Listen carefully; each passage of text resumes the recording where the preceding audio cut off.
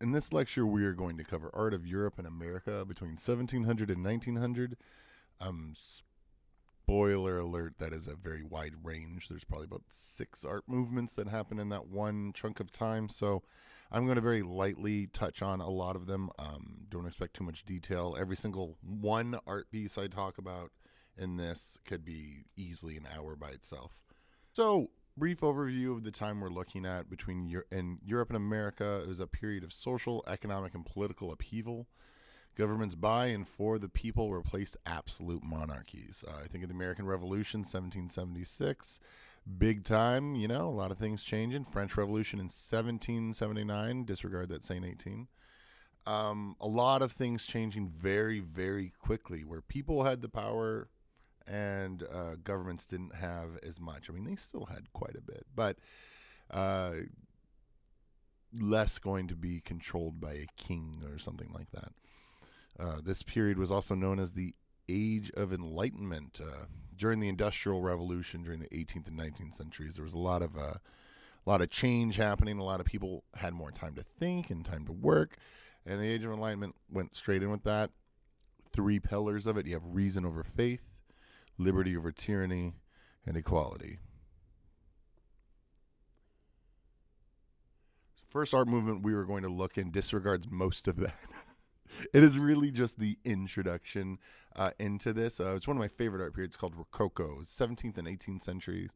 Think of Rococo as being the thing that people in the Americas were like rebelling against. This artwork was the power and extravagance of the European ruling classes, and all the artworks were commissioned in that style to kind of show off how extravagant and powerful they were. If you were to look at these pieces and, you're eating a bowl of mud soup, you would probably not like the King of France, is the idea. Stylistic characteristics: light-hearted subject matter, whimsical, very flirtatious, ornamental, elaborate, very opulent, choice word there, opulent. Organic shapes and lines, pastel colors, gold and white. Don't worry, if you're like, man, I can't imagine what that looks like, it's literally right here. This is the Chateau de Versailles, the Hall of Mirrors specifically. This was commissioned by Louis XIV of France, also known as the Sun God. He was an extravagant patron of the arts. As you can see, he put a lot of artists to work over the years. Versailles was supposed to be the largest palace in the world, and it was kind of the start of the Royal Academy of Painting and Sculpture. Was during his reign and through this. We will get more into that in a few more slides. This specifically was the Hall of Mirrors. It's a ballroom, greeting area, and gallery. 17 mirror-paneled arches, and it overlooks the palace gardens. When you look at this, the first thing that should pop in your mind is opulent or excess. It should feel like a Kanye West fever dream. Going as far as you possibly can and then taking it one more step of extravagance. I don't really talk about architecture that much, but a lot of architecture doesn't look like this. I'll let you just observe it on your own. I'm not really going to talk too much about the formal qualities of it, just the cultural significance of it existing. Let's take another look at another.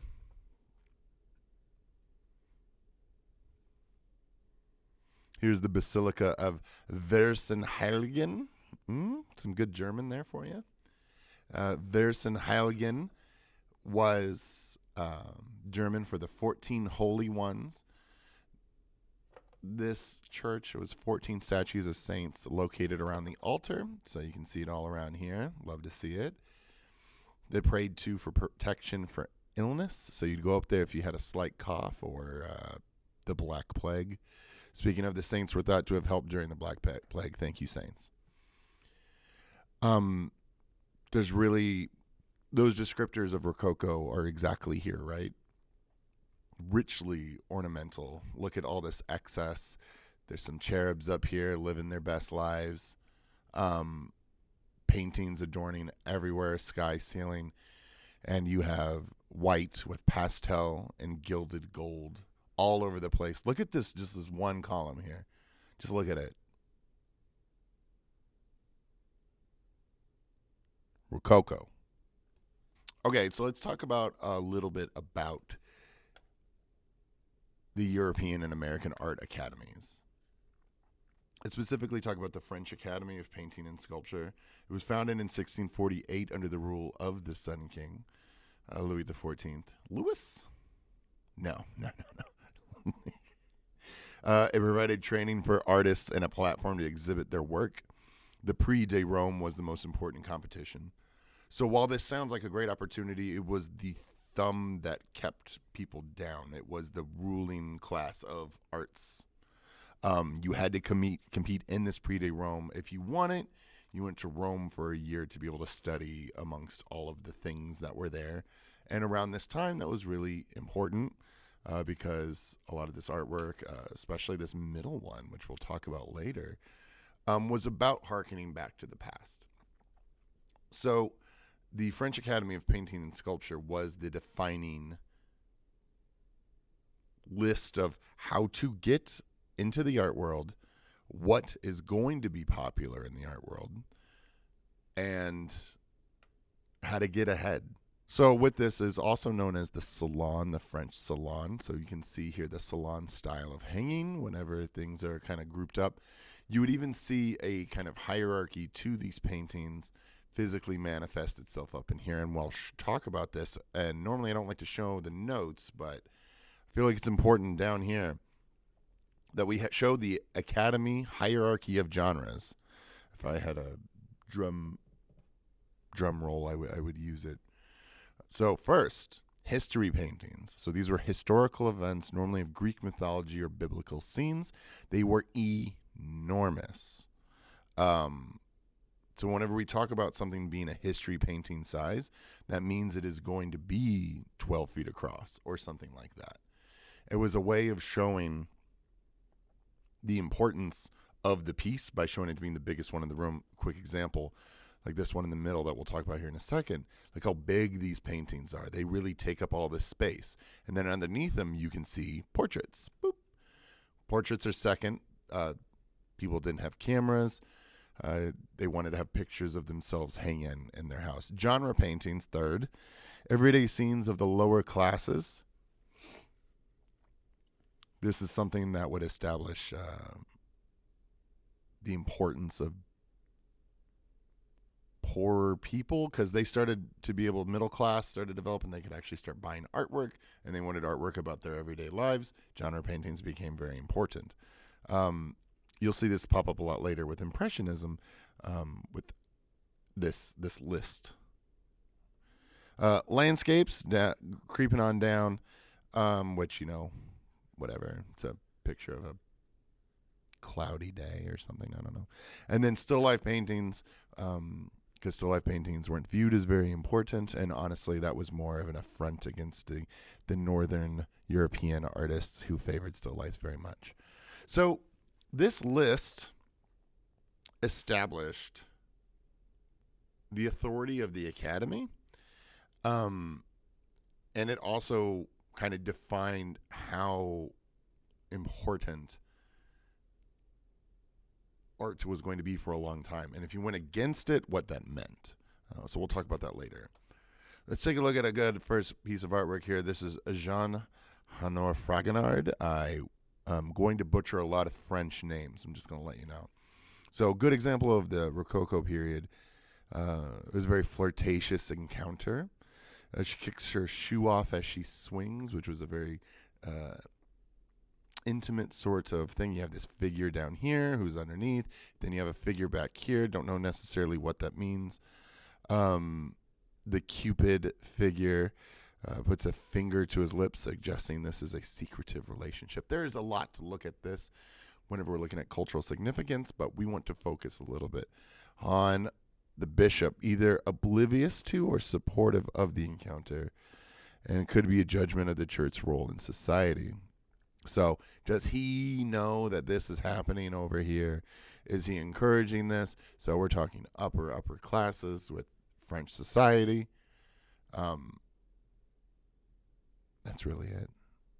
Again, I'm not going to be able to talk too much about each individual piece.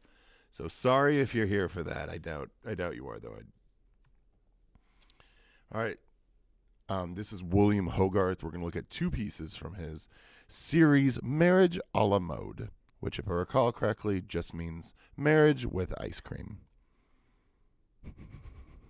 This is the marriage settlement. I'm going to show you this one and then this one. But first, let's talk about the marriage settlement, or Marriage a la Mode. It was a series of 6 paintings that show the narrative of a marriage turned into prints so middle and lower classes could have access. It's really, really important. Hogarth was a very, very smart person. He made a whole series of paintings, and then he was a very talented printmaker and engraver specifically. So he turned all of these paintings into engravings so he could sell them, actually mass produce, sell them to lots of people, which we were talking about earlier. More people were getting more money. Middle classes had money. They wanted artwork in their house. The marriage settlement, we had the couple on the left. This whole thing is about these two people, by the way. Not facing each other. Groom, he enjoys his own reflection. He's just like, man, I'm loving today. The lawyer is flirting actively with his bride. You can see these sort of things are his hands with this fabric. There is 2 dogs chained together, echo the feelings of the couple, because you're not getting the vibe that they really want to get married, right? And these 2 dogs are reflective of that. And then you can see the marriage contract being worked over by the fathers right now. Father in the center, he gives his money. Father on the right, with the family tree, displays his royal lineage. So they're showing a lot of the everyday to-day life of the rich at this time. And then William Hogarth takes it a step forward that this is the beginning of Marriage a la Mode. Now let's take a look at scene 6, the lady's death. Dun, dun, dun.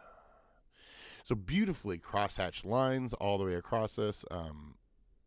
I have a copy of all these, not copy, like the book, the printed book of all these. If you wanted to see it in my classroom sometime, it is too big to fit in my normal book stacks. But this is The Lady's Death, which is the print version.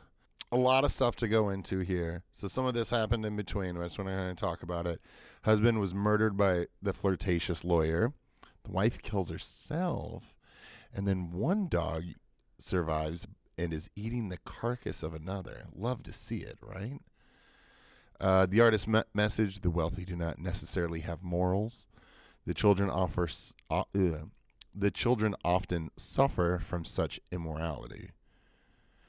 The child with syphilis kisses the dead mother in the final scene. You can see right here, and they represented the syphilis by being spots on the face. Child mortality and homelessness was at a terrible high rate in the 18th century London. So really just showing that, the rich have their own way of dealing with things, but also they are not invincible from the effects of living in London at the time. There was a really, really, really high child mortality rate, and there was also really, really high orphanage, like children in orphanage, because parents were dying because they just generally didn't take care of themselves, or just straight up murder. Now let's move on from Rococo. Let's move on to NeoClassicism. So NeoClassicism is a late 18th century art movement, so late 1700s. Harks back to ancient Greece and Rome. Classicism, classics, they're looking at the classics. Characteristics of artworks: they exemplify civic responsibility, convey a moral message, stable compositions, idealized bodies, classical architecture, and heroic subject matter. This is a very pronounced time of using art as propaganda. So let's look at one of the first people that was real good at using art as propaganda. This is Jacques Louis David, The Oath of the Hereti. This was the painting in the middle back here. Boop. So you can see how big it really is. Boop.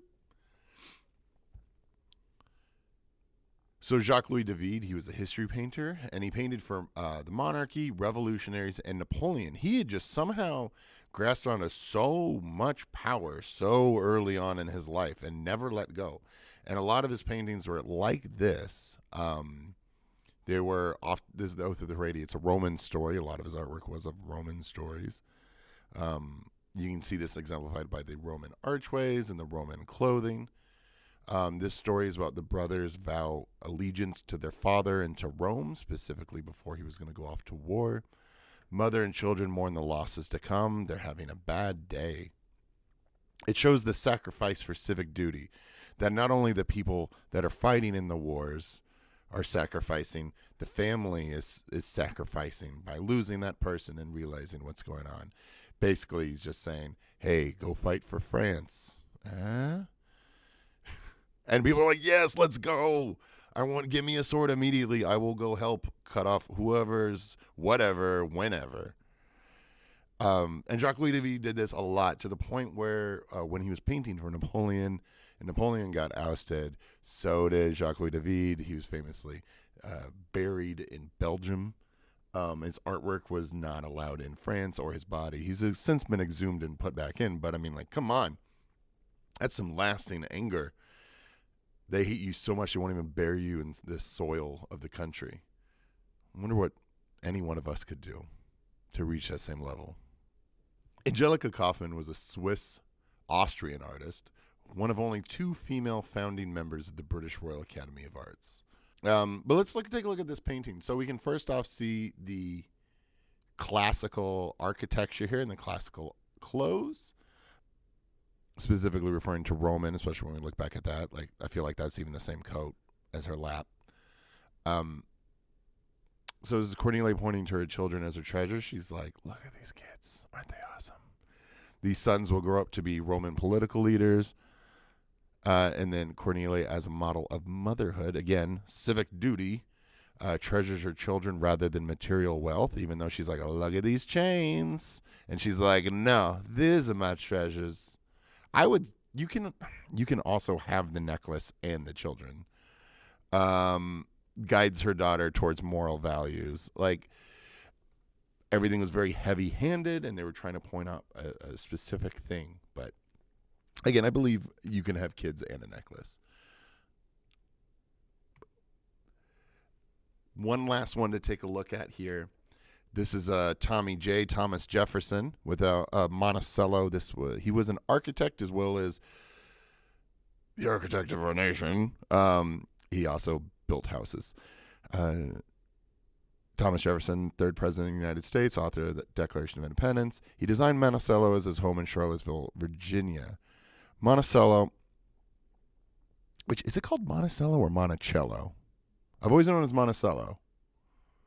Comment below what you think it's supposed to be.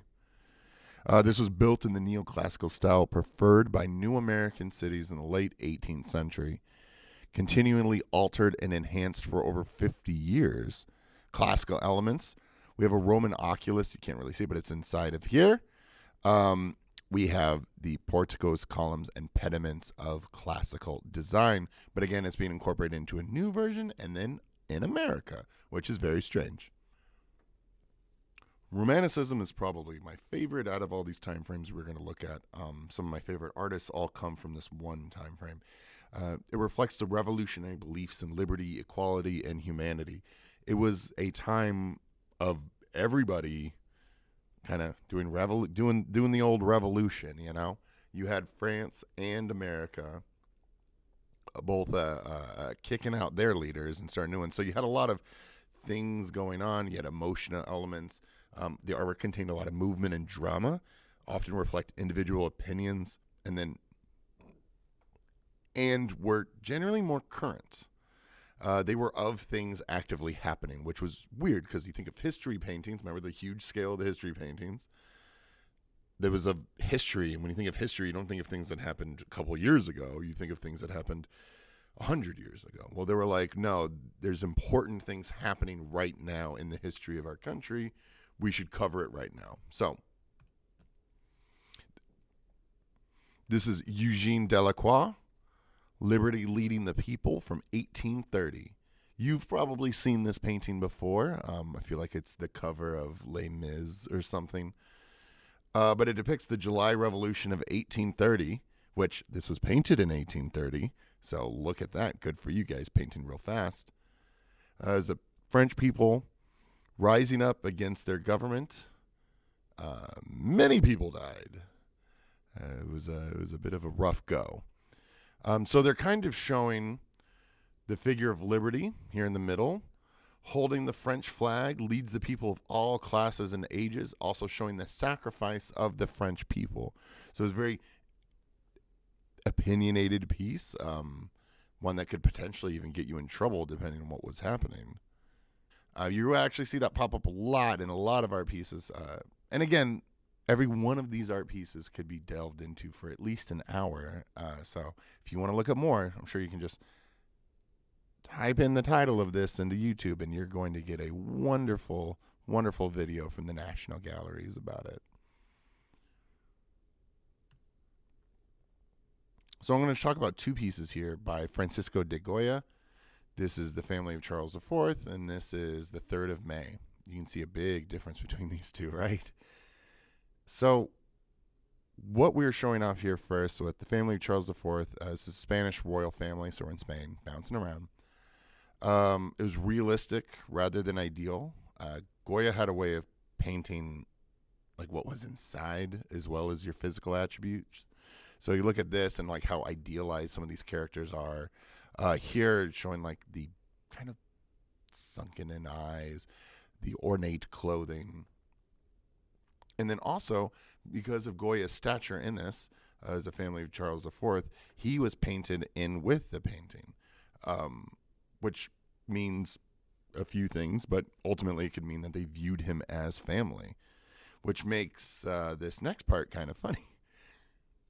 So the later French occupation of Spain, Ferdinand VII, the king's son, helped Napoleon overthrow his own father, King Charles IV. Spanish people divided, but many rebelled against France. Well, boop. This is the 3rd of May, 1808. It was commissioned by Ferdinand VII, and it shows the execution of Spanish rebels by the French. So at this point, Goya was painting for Ferdinand VII instead of Charles IV anymore. And there's a lot that we could talk about with this one. You can see the emotion in it, and this one took a few years to make. 1814 happened in 1808. Goya did a lot of artwork about the wars that happened around this time. He had the disasters of war. He had Los Capricios, and he made paintings that looked like this, and they had a lot of personal information put into them, but they also harken back to the history of Spanish artwork, specifically like Diego Velázquez. But first, let's just take a look at this painting. So how it's set up, you have this whole line of figures with their backs turned to you, guns pointed right at the middle at this character, arms stretched out wide open, almost like a Jesus Christ pose, in which they exemplify by even putting the stigmata in his hand there, signification of Christ. And then they have the lamp pointing the light right at him. So everything is muddy and gross and disgusting all around, but he is a shining beacon of light. This is a very empowering thing at the time. That Goya was really, really good at exemplifying. Later towards his life, he had a lot of issues with his health, and his paintings took on an even darker tone. They were famously called as black paintings. But yeah, this is what we're talking about with romantic art. Emotional elements. You're supposed to kind of get caught up in the swell of the story of it, you know? You're not focusing too much on details, itty-bitty details. Well, I say not focusing on itty-bitty details, and I'm like, look at this hole in his hand. But there's not as much detail like in these dead bodies or the clothes. It's about the emotional impact of the piece. All right, next up we have William Blake, Elohim Creating Adam from 1795. So we're back in England for this one. William Blake was a British artist and poet of the Romantic movement. He rebelled against the principles of the British Royal Academy of the Arts. So he did not like Angelica Kaufman. He believed in personal freedom of the artist. We can go a lot deeper with that, too. He believed in the personal freedom of the artist. He believed that every person was an artist and deserved freedoms. Think around what's happening around this time, 1795. He's living in England. All he hears is news of the American Revolution and their spiritual and religious and etc. revolutions where they are able to live as free people. They're able to practice whatever religion they want, however they want. And this is a shocking wake up call to William Blake. He believes that the revolution of the artist is inside of you and you need to express it. And his artwork and poetry exemplifies this a lot. Blake's view that man's spiritual freedom was suppressed on the day of his creation is a reflection not only that we have Elohim, which is Hebrew for God, and then you have Adam, which, from biblical, which from the Bible, God created Adam. But you have your spiritual freedom being tethered to you. You're kind of forced into one religious thing because of how you were created. He viewed that the same way as when you're talking about revolution in Britain, specifically with how it was handled in America. The idea of you being born in Britain, you were stuck to living that certain way, so you were never able to liberate yourself. So his viewpoints on religion and revolution ultimately had him kind of ostracized from the public. They weren't really a big fan of him. It wasn't until much later in the 1900s that his artwork was really accepted, especially in the 1960s, like counterculture. You had like the Doors and all that. They named themselves after his poem, The Doors to Perception. But yeah, this art piece here, it's a intaglio etching that he would color with ink. Him and his wife would color them together. And so it shows a lot of the work and craftsmanship that would go into this. And this would be part of a whole series of books. And he would hand print and hand color every single page. And it would talk about his ideas of revolution. And it would be wonderful poetry inside of it. Love you, William Blake. And that's not even talking about the weird stuff that I could talk about with him. All right, so when we were talking about the French Academy, we were talking about the hierarchy of genres, right? Landscape famously was pretty low because no one wanted it. Well, America loved itself some landscapes. So we are going to look at two pieces here. The first one by Thomas Cole and the next one by Frederick Edwin. Thomas Cole was a member of the Hudson River School of Painting. They were American Romantic painters of landscapes. Artworks reflect national pride and embody the idea of sublime nature. To show a sort of like man versus the elements, man versus God, show the insignificance of man compared to the sublime, almost like religious nature of being in the wilds. This is a view of the twisting Connecticut River from above. You can see how it loops all the way around. Hey, Evansville, we got a very similar thing going on underneath us. The grandeur of nature versus the smallness of man. The painter is shown as a tiny figure right here. Look at his little hat. And then you can also see potentially the place where he was painting. But a foreground tree has been battered by weather, and a storm is approaching on the left. So a way of showing ill tidings, potentially bad omens. But it's a way of showing that this guy, no matter what he does, he can't stop this storm. Nature exists on its own. Also a bunch of other interpretations of it. Don't take my word for it. Take my word for it. Up next, we have Frederick Edwin Church. This is Niagara. He was a student of Thomas Cole. He traveled to Niagara Falls and made many sketches. Let's talk a little bit about Niagara Falls. This represents the presence of God in nature. It symbolized American expansionism in the northern border. If I recall correctly, this is from the Canadian side of Niagara Falls. I remember whenever I went to Niagara Falls, I kept trying to find this specific picture so that way I could be like in the same viewpoint.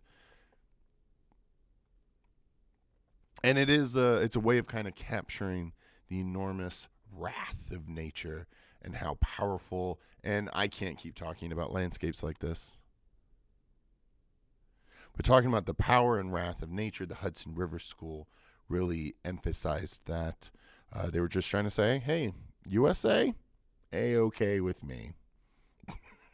I hope they never. I hope they did say that. I hope they did say that. I'm going to believe that they said that. But yeah, landscape, whatever. It's fourth on the list. I try not to think about it. All right, let's talk about realism. Now, when we talk about realism, we're not talking about photorealism, okay? Photorealism is copying a photo. Realism was trying to show figures realistic rather than idealized. So trying to capture them in their natural element. It showed a respect for working class people. Artworks appear less finished, less concerned with illusionism than previous traditions of 18th and 19th century art. So it was more like you could look back at this Goya painting, and it's got a lot of realism tendencies in it. A lot of people consider this the first modern art piece because of how it broke away from tradition. Like, look at this. Look at this. These are completely different paintings, but they're technically in the same genre. But people view Goya as being so far ahead of the game that it wasn't until realism showed up that people started really catching up to him. This is Gustave Courbet, Stonebreakers of 1849. This is a relatively large painting. It's about 8.5. We would consider this a genre painting, right? The third on the list of the French Academy of just everyday people doing their everyday thing. But it's being painted very large, so it's the size of a history painting, like the Oath of the Harédi. This is a picture of the painting from before 1945 because it was probably destroyed or stolen because it had the misfortune of being stored in Germany at that time. And famously, a lot of things happened in Germany in 1945. Gustave Courbet himself coined the term realism, and it was when he was describing his own work. He was an observer of contemporary life, not mythological subjects. Although the way that he shows these people, the backbreaking, monotonous work of breaking stones, depicts the workers as powerful and heroic. They become almost mythological subjects. Right? I mean, like, he's showing that the monotony of everyday life and just doing your job can actually be something heroic. I think my mom being a janitor, she had to go in every day and clean up after those super gross kids in her high school. And it's not glamorous, but these are the jobs that need to be done, right? Or else the whole world doesn't spin around. These guys need to break these stones. They got to do it. For what? I don't know. But they have to do it. And Gustave Courbet had a way of capturing the essence of being lower class, maybe less important, but making it feel so powerful.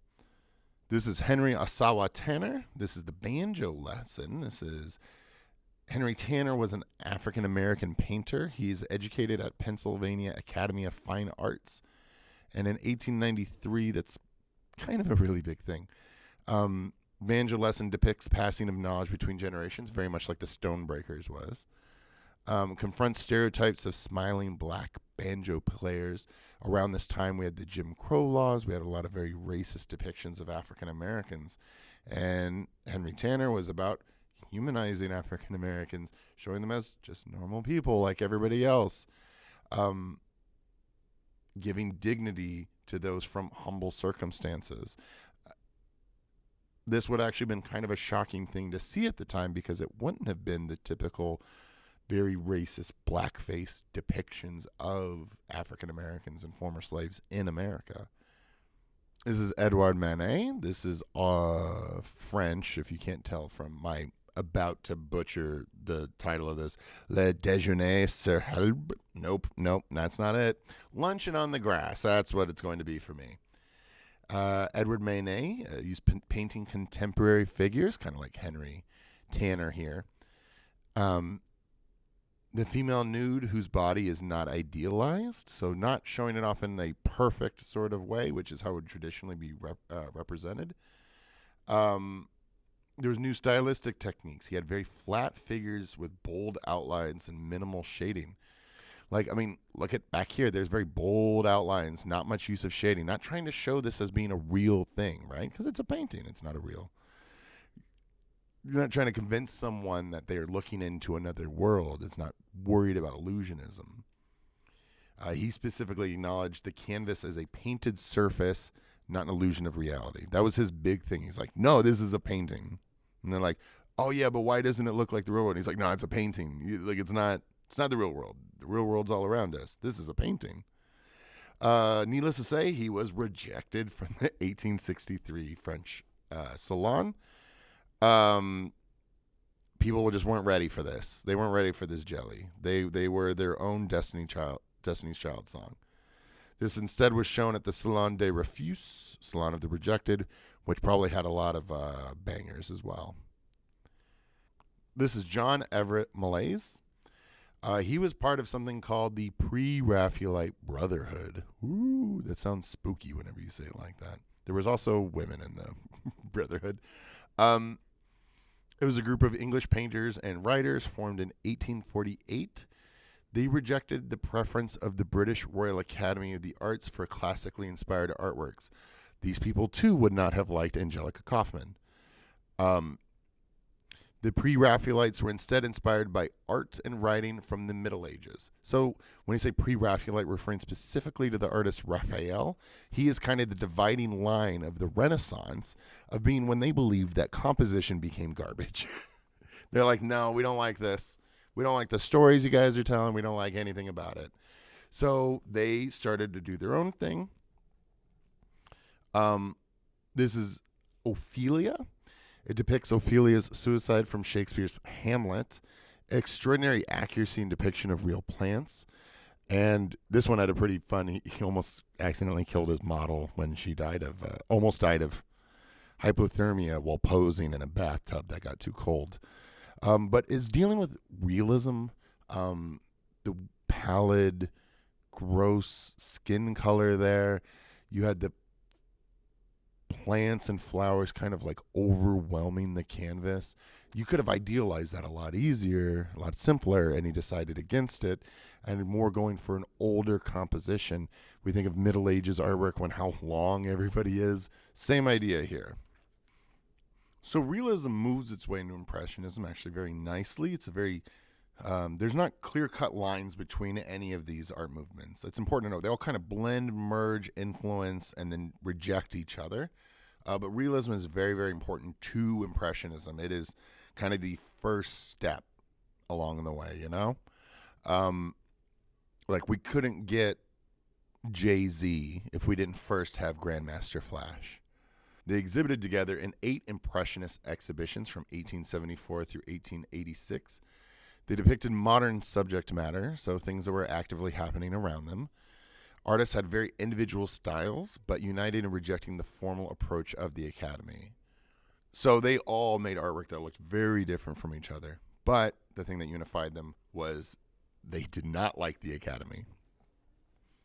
Some stylistic characteristics: quick, sketch-like brushstrokes, captured spontaneous moments, depicted effects of light and atmosphere, rejected varnish and finished looks, often painted in plein air or outdoors. They wouldn't necessarily do the whole painting outside. They would get the kind of intro to it and then finish it inside. One of the biggest people that did this was Claude Monet. This was his painting from 1872 called Impression Sunrise. This was hung at the first Impressionist exhibition in 1874. A critic's negative response to the artwork coined the term Impressionism. So they took that and wore it like a badge of honor. And I could see it as being a negative connotation, right? Because you could say, oh, this just looks like the impression of a painting. It's not a real painting. And then like he twirls his mustache or something. And they were like, yo, whoa. That's totally it. Oh my God. Thank you, Kevin. That's exactly what we were going for. And then they give him a big old hug, and then he's like even more mad, and like steam comes out of his ears. This painting attempted to capture the essence of light glittering on the water in the harbor. Masts and smokestacks in the background suggest the industrialism that was a major feature of the second half of the 19th century of France. So this is where we're getting into paintings that are more about just kind of an idea overall, feel, vibe, that sort of thing. And yeah, this painting kind of captures exactly what you think about when you think of the term Impressionism. Another impressionist here. We got Pierre Auguste Renoir. This is Moulin de la Galette. And Pierre Auguste Renoir, he chose to paint the urban middle class at their leisure. That could be for two reasons. One, he had access to the middle urban class, urban middle class. He had access to everything that they were doing, so he's just always kind of around. Or he realized those are the type of people that were buying his paintings. And people, I guess, around that time like to buy paintings themselves. Like not specifically themselves. I don't know if this woman bought this painting, but the overall vibes, the overall stuff you were doing at the time, like if you have yourself hanging up in your house a nice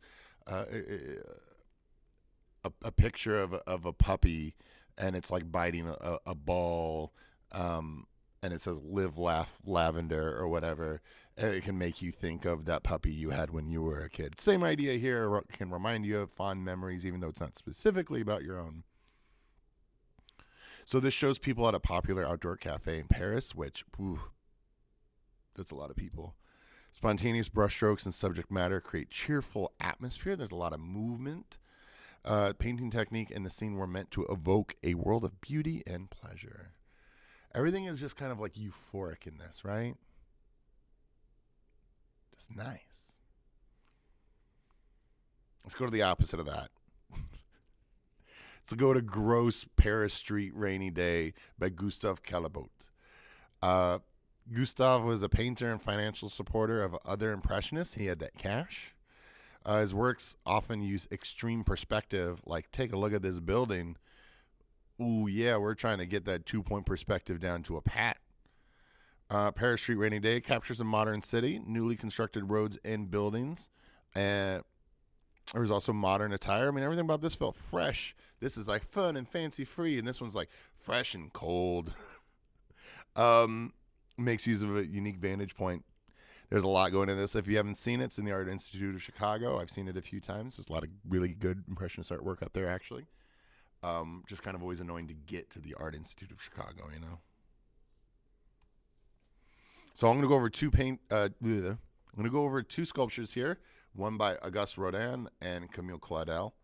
So first, let's talk about Auguste Rodin's The Kiss. Auguste Rodin was probably the most famous sculptor of his time.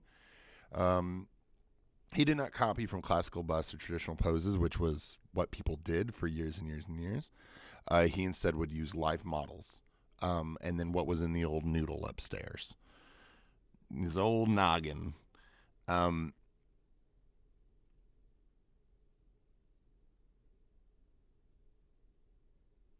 This shows a very dynamic scene, especially when we talk about how realism was influential in the Impressionism. Take a look at this hand and how it sinks into the flesh of the female. This was considered very highly sexualized, and showed the realistic energy of making the sculpture. And you can even see his tool marks left on here, which is this whole other thing where it was inspired by late Michelangelo sculptures. Look into it if you want to. Go watch Great Art Explained. He's got a great video about Michelangelo. That'll be very helpful. And Camille Claudel, she worked in Rodin's workshop and eventually became his lover. Viewed in the same way as this. I mean, this is supposed to be a dance, the waltz, but it still has the same energy of The Kiss. This was also commissioned by the French government, but it was said it was too erotic. So too far, not too far, I guess. Ugh. But you can see the energy and the movement behind these and how realism can still be viewed in these artworks. This one, we're just showing them as actual, like, why would you do a painting of a gross rainy day? You wouldn't. You would wait till it's sunny out, and then you would put all this work into this painting. You're not going to show the hands sinking in. You wanted to show absolute perfection. The kind of rough lines and all this, very, very emblematic of Impressionism, of capturing the essence of realism and turning it more into movement. All right, we're going to wrap it up with these last two. We got Postimpressionism and Symbolism. So Postimpressionism rejects Impressionist idea of capturing the essence of modern life. Some stylistic characteristics, methods, often scientifically based, abstraction of form and color. You'll see in a little bit. Symbolism is a subset of Postimpressionism, is a literary and artistic movement, dreamlike and emotionally potent images. Universal symbols encourage individual interpretation, which, up first with the Postimpressionists, we have Paul Gauguin. Paul Gauguin, this is the vision after the sermon. Very, very different from what was before, but still having the same vibes. Let's talk a little bit about Paul Gauguin. He gave up being a stockbroker to become a painter.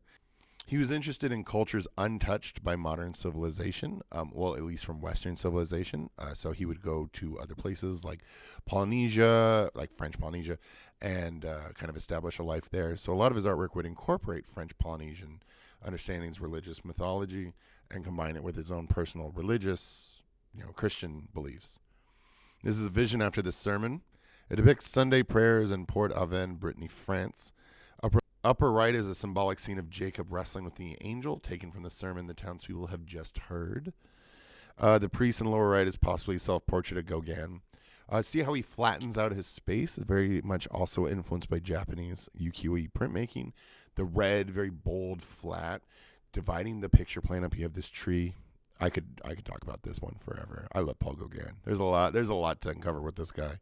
And that's not even including his work he had with this next guy, Van Gogh. Van Gogh. I'm going to refuse to say that way every time, though. This is Starry Night. I think this is Starry Night number 20 or something. He didn't name any of these paintings. They were all named afterwards. So they were like, oh, it looks like some stars up in the sky, and we're going to call it Starry Night. So Vincent van Gogh, he lived with Gauguin for a few months in the south of France. He had a lot of issues with Paul Gauguin. They got in a lot of arguments, especially towards the end. Like famously when Vincent van Gogh cut his ear off, it was after an argument with Paul Gauguin. Vincent van Gogh struggled with mental illness before passing away in 1890. So Starry Night, one of the most famous paintings of all time. What do you think makes it famous to you? Why do we all look to this as being such an emblematic perfection of art in the modern world? I don't really have any answer for you. Maybe it's just something clicked in people. There's a nice division of the picture plane. You have sky, ground, but then you have this going straight up like a tree, almost on fire, kind of dividing everything up. This was specifically a view from his asylum window, an asylum for the insane where he was staying. So it's very much infused with the artist's emotions at the time. Very thick impasto. Impasto is just a thick application of paint. So it had a very physical texture to it. I've seen some of these paintings in person, and they're not as thick as they look. You hear a lot about the impasto and like how it sticks out. And it's like, oh man, Anselm Kiefer would make Van Gogh look like a joke like 50 years later. But there's just something about the physical movement that happened with these paintings. And I don't mean to talk too much more about Great Art Explained, but that video series is great. They have an absolutely wonderful documentary, a little 15-minute documentary about this if you want to follow up. Yeah, drop your comments below why you think this is good. You're not going to do it. I know it. Talking about symbolism here. Here is Odellan Radon with Ophelia. So remember we looked at an Ophelia earlier by the pre-Raphaelites. And you can see a big difference with this one. Odellan Radon, grade A name. Absolutely grade A name. His version of Ophelia is very ethereal. It's an absence of space and time. It's an otherworldly scene. Cannot tell if Ophelia is real or a reflection. So you can't tell if you're really looking down at an actual figure or seeing a reflection of a figure. But just take a moment and go back. Look at the difference between the pre-Raphaelite version of this and this. Everything in this was some important symbolic meaning to Radon. All right, let's talk about Art Nouveau. I'm not going to pronounce that first, but the end of the century, same thing applies. Art Nouveau, some stylistic characteristics, man-made materials, iron and glass, organic lines, very plant elements. This would have fit in nicely. Emphasize the importance of traditionally lesser arts, so like the crafts, people making pottery, that sort of thing. decorative patterning. One of the more famous Art Nouveau pieces is the Eiffel Tower, which, if you've never thought to ever check, it was made by a guy named Gustav Eiffel, which honestly kills me. It's so funny. I just like Eiffel. Yeah, that's a word. I didn't realize it was the guy's last name for a long, long portion of my life. So this was built for the World's Fair in 1889 with the intention that it would later be torn down. It sparked a lot of controversy and received a lot of criticism. The iron was considered ugly that was in it. Again, using materials and elements that people normally don't use. It was not a traditional design. I mean, like, what even is it? And the French people believed that it would overpower the city of Paris. They were like, I don't know. And only anything's ever going to be looked at in this place is the Eiffel Tower. They wanted it torn down sooner rather than later. There was some sort of like work shortage when it was supposed to happen, and now it is a very iconic symbol of Paris and French culture. So I guess don't tear things down until you give it some time. And we'll end on this one because this is the definition of Art Nouveau. This is Gustav Klimt, The Kiss.